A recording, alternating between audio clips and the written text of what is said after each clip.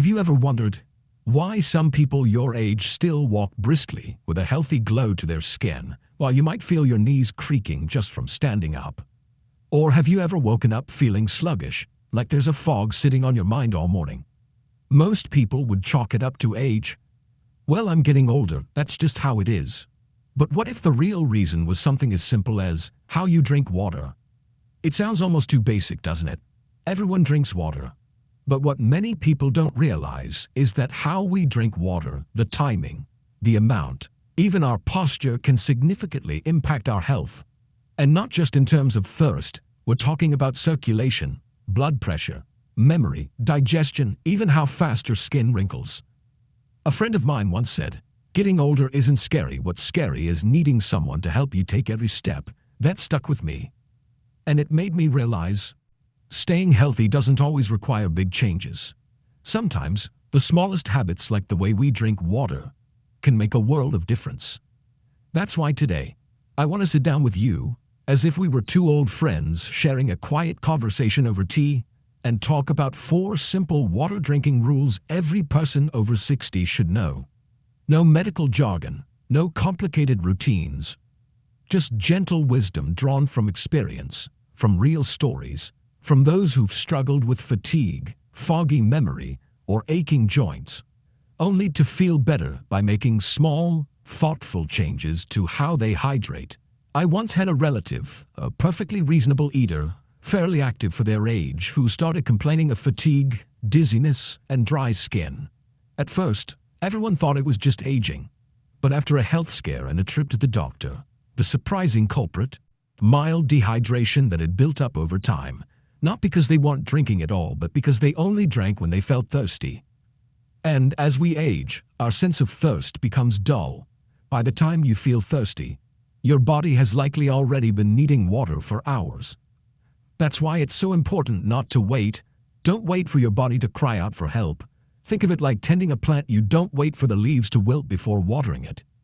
You give it a little every day, regularly and gently. Your body deserves the same care. Now, some people say, "But I drink enough. I have 2, maybe 3 big glasses a day." But it's not just about how much you drink, it's how and when. Some times of day are better for hydration than others. Some ways of drinking, like gulping down a whole glass all at once, can actually cause discomfort, bloating, or put stress on your heart and kidneys. That's why we're going to explore these ideas together, one by one. I'm not here to tell you what to do. I'm here to invite you to look closely at the things you already do every day and see if there's a gentler, wiser way. Because health doesn't always come from expensive supplements or strict diets. Sometimes, it comes from the way we hold a cup of water and how we take a slow, steady sip. So, if you've ever felt tired for no reason, if your skin seems to be drying faster, or your memory feels foggier than usual, maybe it's time to look at something as basic as how and when you drink water. Let's begin then with the first rule. A rule so simple and yet so powerful that following it can begin to shift how your body feels in just a matter of days. The first rule I want to share with you may sound too simple at first, but it's actually the foundation for staying healthy every single day. Drink water slowly, in small sips, never in a rush. You see, many people treat drinking water like something to check off a list. They fill a big glass, tilt their head back, and gulp it down in seconds. Some even skip water for hours, and then try to catch up by drinking a large amount all at once. But the body doesn't work like a water tank. It doesn't store water the way we store rice in a jar. Each organ, each cell, needs to absorb water gradually, like dry soil soaking up gentle rain. Not a flood, just steady, patient moisture. Especially after 60, our heart and kidneys don't function as efficiently as they once did. When we suddenly take in a large volume of water, the heart has to work harder to circulate it, and the kidneys are suddenly burdened with filtering it all at once. This can lead to discomfort, nausea, or even electrolyte imbalance, one of the silent causes of fatigue, dizziness, or unsteadiness in older adults. A friend once told me every time they drank water too fast, they felt their heart race and they thought it was a heart issue, but it turned out to be the way they were drinking. So, what's the better way? Drink in small sips, giving your body time to absorb it gently. Even if you feel thirsty, pause and take slow, Mindful sips, let the mouth feel it, let the throat soften, let the stomach receive it calmly. A warm glass of water taken over 10 minutes is far better than the same glass finished in 10 seconds. That's when your body is truly being nourished, not flooded. I know some people will say, but isn't that a waste of time? But think about it, at this age, we're no longer rushing. Every minute we slow down, every small act of care we offer ourselves. It's how we buy more time, more comfort, more clarity. One more thing to consider. Drink water warm, not cold. Older bodies are more sensitive to cold, and digestion slows down over time. Cold water causes the blood vessels to contract, slows down digestion, and can lead to stomach discomfort or nausea. A glass of warm water, whether in the morning or even on a hot day, always helps blood circulation, relaxes the body, and supports the nervous system. And here's a little tip. Avoid drinking water while standing. When you sit, your body is more relaxed, your organs are steady, and water enters the system more smoothly. Many people drink on the go or while standing in the kitchen, but that actually makes absorption harder and adds stress to your system. Sit down, hold the cup with both hands if needed, and treat it like a gift to yourself. I've seen a relative who used to struggle with acid reflux, and their condition improved significantly just by changing how they drank water. No medicine, no procedures, just switching from fast drinking to slow sipping, from cold water to warm, and from standing to sitting. The results were more noticeable than anyone expected. You see, caring for your health doesn't require grand actions. Sometimes it's simply how you hold your cup, how you let yourself pause and sip with intention. These small acts, when done consistently, can transform how your body feels, especially as the years go on. So from now on, every time you drink, treat it like a small ritual, a moment of peace for yourself. Sit down, take a deep breath, hold a warm cup, and drink slowly. Your body will thank you, and you'll feel the difference in just a few days. Now that we've embraced the first rule, let's move gently toward the next one that touches on something we all do several times a day: eating. Once you've gotten used to sipping water slowly and sitting down while drinking, your body begins to respond. It feels lighter, more balanced. But to keep that comfort going, we need to talk about another habit, one that many people don't realize could be quietly making digestion harder. Avoid drinking water right before or right after meals. I know this goes against what many of us were taught. A lot of people drink water just before eating to save space, or right after a meal to wash things down. It feels logical, even comforting. But in reality, this habit can disrupt your digestion and lead to bloating, acid reflux, or a heavy, sluggish feeling after meals. I remember a relative who often complained about feeling full too quickly, even when eating small portions. They would say, "My stomach just doesn't work like it used to." But when we looked closely, we noticed they always drank a full glass of water just 5 minutes before eating, and another glass immediately after. This seemed harmless, but what it actually did was dilute the stomach acids, making it harder for their body to break down food. Think of your stomach like a pot simmering on the stove. It needs enough heat and the right concentration of digestive juices to cook your food properly. But if you suddenly pour cold water into the pot, what happens? The temperature drops, the flavor weakens, and the cooking slows down. That's exactly what happens in your body when you drink too much water too close to meals, especially if it's cold. And as we age, our digestive system naturally slows down. The stomach produces less acid, the muscles that move food along work more slowly. If we then dilute what little stomach acid we do have with too much water, digestion becomes even more difficult. So, when is the right time to drink water around meals? A simple guideline is this: drink water at least 30 minutes before you eat. That gives your body time to absorb the water, clear the digestive tract gently, and prepare for food. Then, after your meal, wait at least 45 minutes to an hour before drinking again. This gives your stomach time to do its job without being interrupted. Some people ask, "But what if my food is dry?" It's okay to take small sips if you absolutely need to, or use a little broth or soup with your meal. But avoid drinking a whole glass of water while eating, or immediately afterward. Meals should be for eating, not hydrating. I once visited an elderly friend who lived in a cooler climate. I noticed something curious. She never drank water during or right after meals. Instead, after eating, she would step outside, walk around the garden, or chat with neighbors. Only later would she slowly drink a warm glass of water. At first, I thought it was just a personal habit, but now I understand that quiet pause, that space she gave her body to digest, was one of the reasons why she always seemed so at ease after meals. You see, older generations may not have had science or medical studies at their fingertips, but they listened to their bodies. They didn't rush through meals. They didn't treat water like an afterthought or a rinse. They gave their stomach time, and their bodies thanked them. So here's a little challenge for you in the coming days. Before each meal, resist the urge to drink anything for at least half an hour.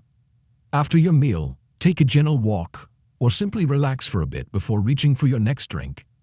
You may be surprised how much better your stomach feels, how much lighter you feel afterward, and how much more energy you have through the day. Aging doesn't mean surrendering to discomfort. It means learning to live with more wisdom. And that wisdom includes knowing when to give your body space to do what it was designed to do, like digest, breathe, and absorb, without us interfering with habits we didn't even realize were causing harm. So now that we've made peace with when to drink water, let's take a closer look at what kind of water we're drinking, because sometimes what feels refreshing on the tongue may not be so gentle on the body. Earlier, I mentioned how the temperature of your water can affect your body. Now let's explore that more deeply, because this is our third rule. Avoid drinking very cold water, especially in the morning and after physical activity.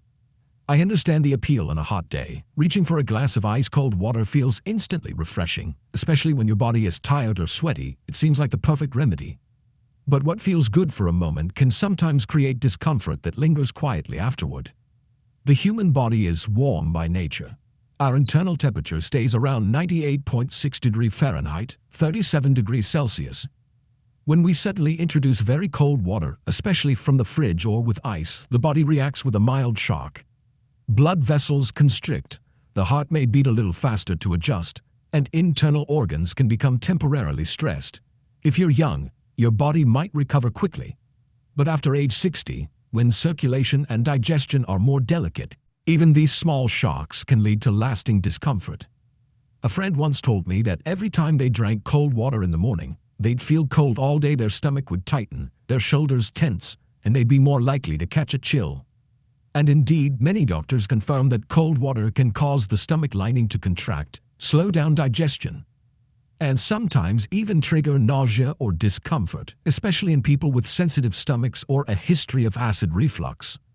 It's not just digestion, either. Cold water can also affect the throat and lungs. Drinking something too cold can cause the muscles in your throat to tighten suddenly, leading to soreness or irritation. For people with asthma, sinus issues, or a history of respiratory problems, this can make breathing feel heavier or even spark coughing fits. So what's the solution? Warm water. It doesn't need to be hot, just comfortably warm. Around 95-105 degrees Fahrenheit, 35-40 degrees Celsius. Especially first thing in the morning, your body responds best to warmth. A glass of warm water gently awakens your internal organs, supports circulation, stimulates the digestive system, and helps your mind become more alert.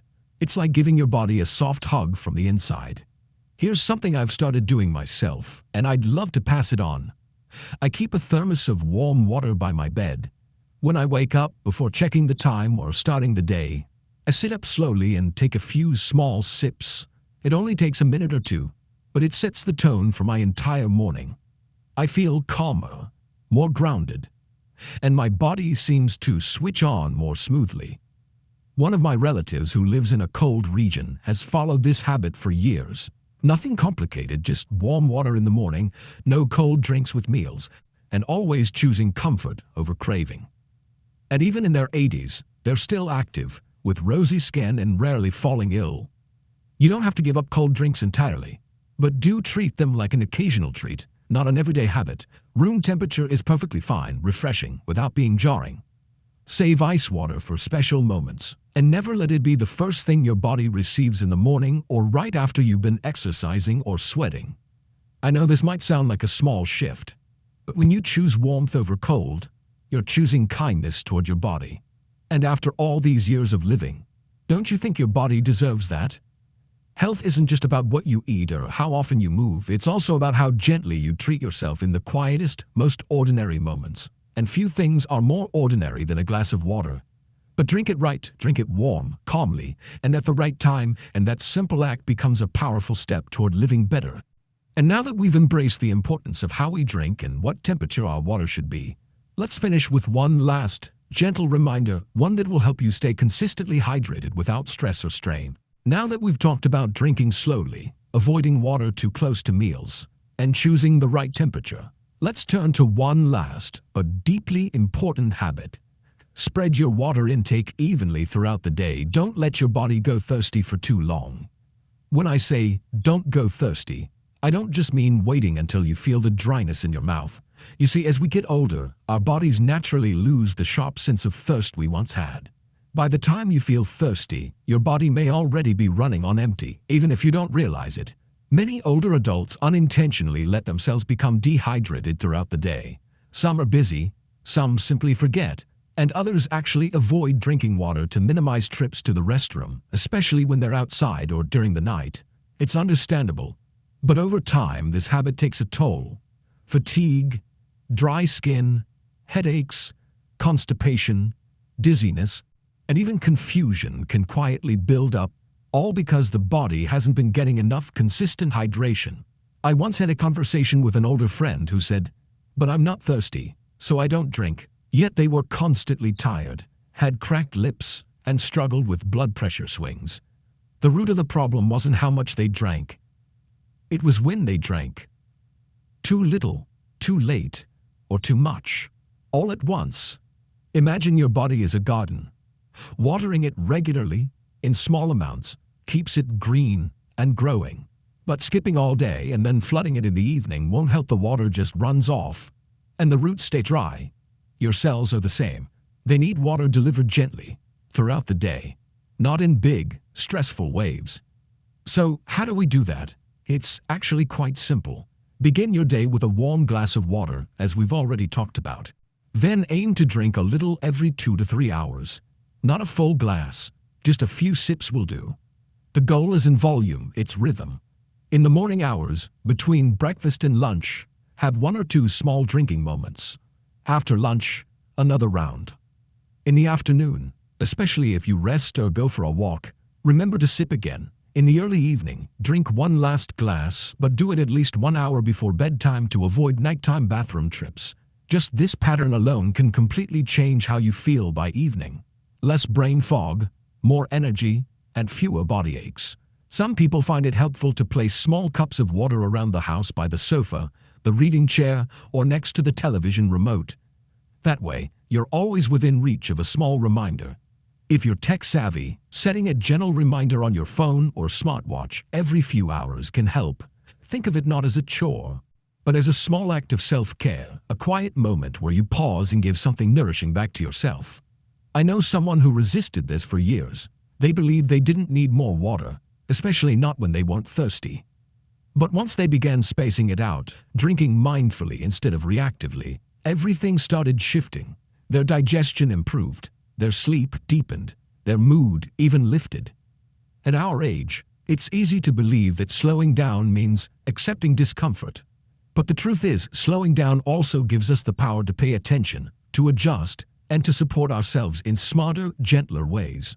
Choosing to hydrate regularly is one of those ways.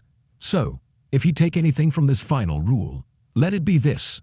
Don't wait for your body to cry out. Don't treat water like medicine you take only when you feel off. Treat it like the quiet partner. It's always been there, not just to quench your thirst, but to keep your organs humming, your thoughts clear, and your days more vibrant. Because growing older doesn't mean dimming down. It means knowing better. And knowing better means doing better, even with something as simple as water. And now that we've walked together through these 4 simple but powerful water habits, let's take a quiet moment to reflect, to gather everything we've learned, and to remind ourselves that real, lasting health is often made of the smallest, kindest choices. So here we are, at the end of our little journey, one that began with something so simple, so everyday, that we hardly stopped to think about it. A glass of water. I don't know how you're feeling right now, but I hope somewhere inside you, a small light is turned on. A gentle awareness that maybe, just maybe, the way you've been drinking water hasn't truly been serving your body the way it could. Maybe you've rushed through it. Maybe you've waited until you were parched. Maybe you've treated it as something routine instead of something sacred. Taking care of our health doesn't always require huge changes. It often starts with the little things with intention, like sipping slowly, drinking warm water first thing in the morning, letting your body digest without interference, spreading your hydration out gently over the course of the day. These are not difficult tasks. They just require one thing: love. Love for your own body, love for your days ahead, and love for the quiet wisdom that comes with age. You see, your body is still listening, even now. Even after 60, 70, or 80 years, it is still listening to how you treat it, and it responds to every small kindness. You don't need fancy supplements. You don't need complicated routines. What you need is to return to yourself, to tune in, to offer the care that maybe you gave to others for so many years but forgot to give yourself. I once heard a quote that has stayed with me. Aging is not the end of vitality, but the beginning of understanding. And when we understand what our body truly needs, we begin to live again in a different, deeper way. So if today's words resonated with you, if something inside you said, "Yes, I've been feeling that too," then I warmly invite you to share your experience. In the comments below, let us know. How do you usually drink water? Have you ever noticed changes in your body when you changed your habits? Your story, however small, may be just what someone else needs to read today. And if you enjoyed this gentle conversation, if you find value in learning how to care for your body with kindness and intention, I would love for you to subscribe to the channel. Turn on notifications so we can keep walking this path together. Because there's so much more we can explore about sleep, breathing, joint health, memory, joy, and resilience in our golden years. Above all, I want you to remember this: you deserve a healthy life. You deserve to feel good in your body. And you deserve to be cared for, especially by yourself. Let's not just live longer, let's live better. Let's drink to that, to health, to softness, and to the quiet strength that comes with every sunrise we're lucky enough to wake up to. Stay well, stay kind to yourself. And never forget, it's never too late to feel better than you did yesterday.